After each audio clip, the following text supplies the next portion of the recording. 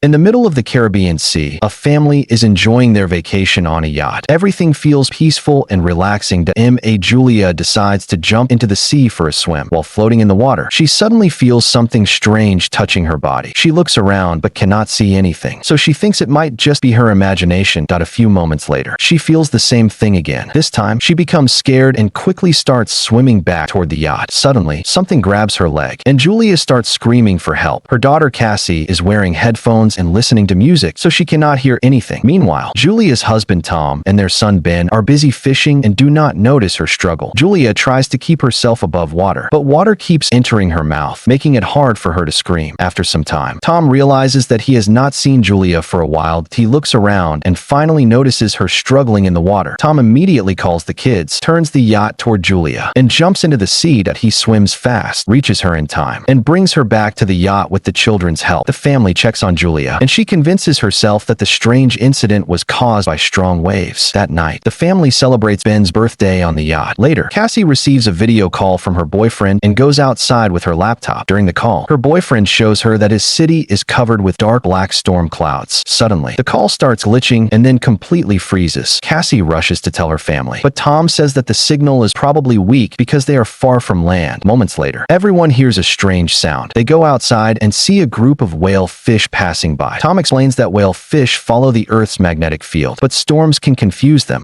Suddenly, the yacht shakes violently, and Ben falls to the ground, fearing damage. Tom dives into the water to check the yacht. After some time, Tom comes back up with a deep wound on his shoulder. Julia quickly treats and stitches his injury. Tom explains that underwater, he felt as if a massive creature was behind him, but when he turned around, he was injured by the yacht's propeller. He believes whatever was there was extremely large. Tom realizes the yacht is badly damaged and decides to call for help. Julia keeps trying the radio, but no clear signal comes through. Cassie also tries her phone, but nothing works. Suddenly, Cassie sees something strange and screams, but it turns out to be Ben wearing a mask and joking around. Soon after, the yacht completely shuts down and becomes stuck in the middle of the sea. Julia hears a voice on the radio, but it is too distorted to understand. Tom tells the family that they only have 4 days of food and water left and that they must wait for a fishing boat. Suddenly, the radar detects something, and the family hears strange noises again. They rush outside and are shocked to see dolphins falling from the sky. Each impact causes massive explosions. One of the falling objects hits the water near the yacht, and Tom tries to start the engine. The engine works for a moment, but another object crashes nearby. The family holds each other tightly in fear. Tom then realizes the truth. The falling fireballs are not dolphins, but burning satellites. At the same time, Ben notices smoke coming from the yacht. Tom checks the engine and confirms it is completely destroyed. As the wind grows stronger, the family hides inside the yacht, not noticing that the compass is spinning wildly. The yacht shakes violently once again, and Ben gets injured after falling. Huge waves crash against the yacht. Tom fights his way outside and brings life jackets for everyone. Suddenly, the power goes out. Tom quickly restores the electricity, but something feels wrong. Ben notices blood coming from Julia's nose. Julia feels dizzy, and Cassie runs to vomit. Tom keeps trying the radio, but there is still no signal. Suddenly, a loud, high-pitched sound fills the air, and the storm becomes even stronger. Julia tries to close the doors, but a hatch opens, and strong winds begin breaking the windows. Tom lights a flare as darkness falls around them. The next morning, the family wakes up in shock. They survive the storm, but half of the yacht is destroyed. When they step outside, they see something impossible. The sea has completely disappeared. The yacht is now sitting on dry land. Everyone is stunned by this sight. Cassie checks her phone, but there is no network at all. Ben plays with 2 dead crickets. Nearby, Tom checks the compass and realizes it is upside down. He explains that this kind of event last happened 700,000 years ago. Cassie believes her boyfriend is dead and breaks down. Emotionally, Julia tries to comfort her, but Cassie runs away and hides alone. Julia and Tom check their remaining supplies. Ben ties his birthday balloons to a stone, hoping another survivor might see them. Tom tries the radio again, and this time, someone answers. The man introduces himself as Now, the captain of a submarine. He explains that his submarine is also stuck on land. The captain confirms that the Earth's magnetic poles have reversed, causing the oceans to move away and the land to rise. He says communication systems are down, and he has not found other survivors. He explains that the poles may reverse again, and the sea could return within a week. He warns the family to climb as high as possible when that happens. The captain also reveals that his partner died in the crash, and only 3 people are left alive in the submarine. Julia and Tom beg him to save their children. The captain gives them his coordinates. Tom calculates that it will take 2 to 3 days to reach the submarine. He tells his family to rest for the night, because they will begin their journey the next morning. The next day, while the family is packing, Tom notices something moving nearby.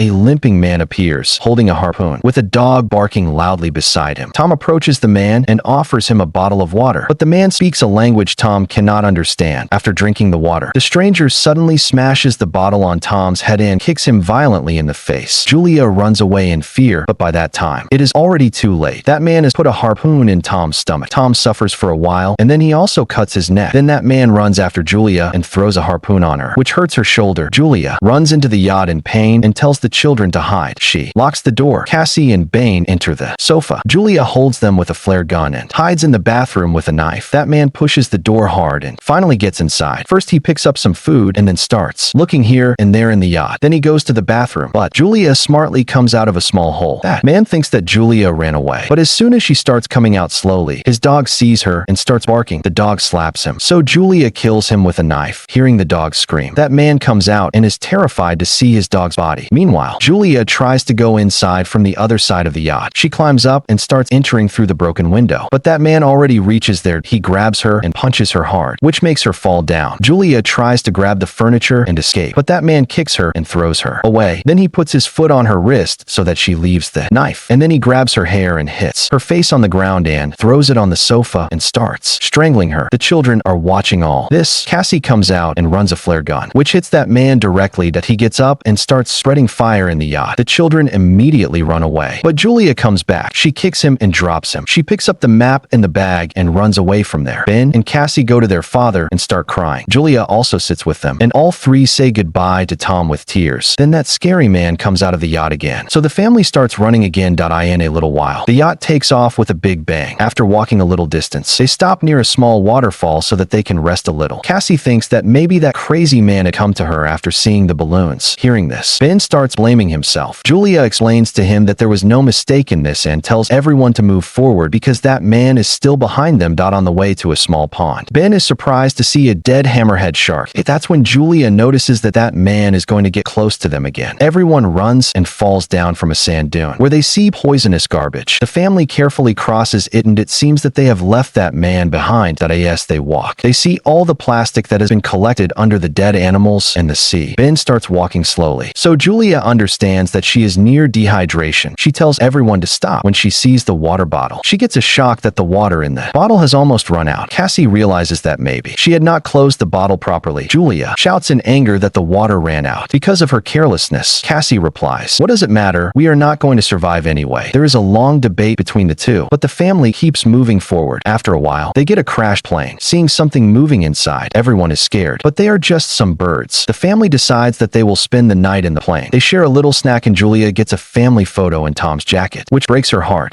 Cassie asks, "Mom, what was the love story between you and Dad?" Julia smiles and tells, "Tom was my patient in the hospital. Then one day he showed his love by giving flowers and a lovely poem." Cassie goes out of the plane in the middle of the night. That's when that scary man tries to catch her from behind, but Julia suddenly crashes on him from behind and repeatedly attacks him with a knife and kills him. Cassie hugs her mother and calms her down. The next morning, insects and goons are lying on that man's body. The family notices that there are many cuts on his body, which means there is a dangerous creature hidden in this area. As soon as they leave from there, crickets come out of his mouth. A few hours later, Julia and Cassie are looking at the map, but Bain slowly moves forward. Julia shouts, "Stop!" but Bain bows down in a pond and starts drinking water. Julia pulls him out immediately and explains that unknown water can make him sick. The sun gets very hot, so the family covers their heads with clothes. Bain starts feeling dizzy. That's when they find some old chairs, and Julia and Cassie make a temporary shelter from them. Julia injects Bain and decides that they will spend the night there.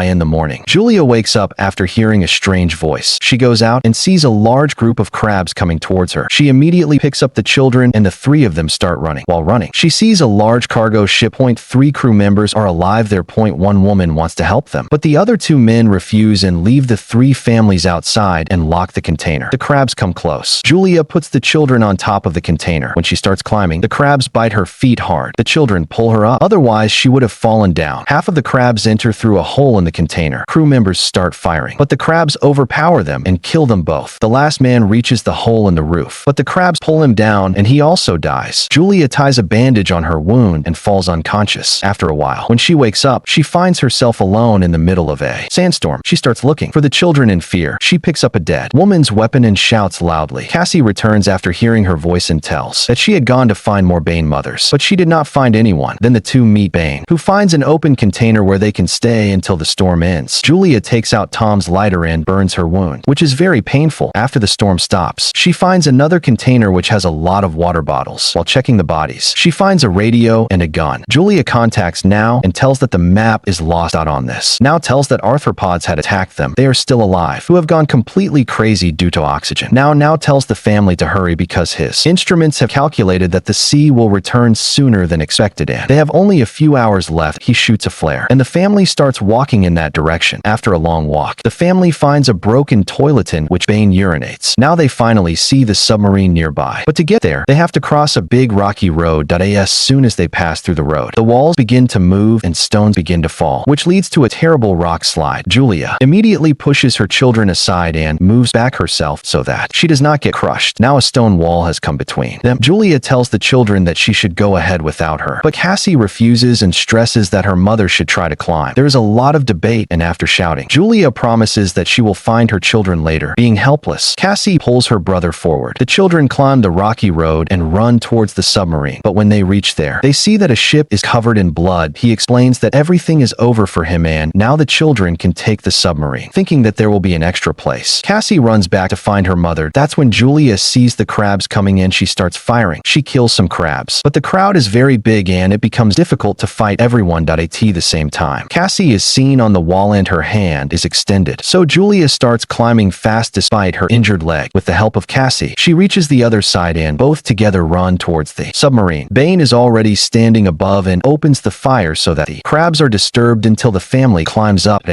Soon as the crabs reach the body of the ship, they immediately start eating it. Julia picks up the gun and continues firing until the children go inside. When they become safe, Julia thinks that the bullets are over, so she throws the gun on the crabs and goes inside with her children. The family locks the hatch well and looks at the crabs around the submarine from the window. As soon as the sea returns, the three immediately sit on their seats and wear belts and hold each other's hands. The fast waves start throwing the submarine here and there, which makes Julia see the vision of the entire journey, and Cassie vomits. Soon the high-pitched voice returns and the family becomes unconscious. After a while, Julia and the children come to their senses and are happy to see themselves alive. They unlock the hatch and go out and see that the waves have dropped the submarine into a ruined city.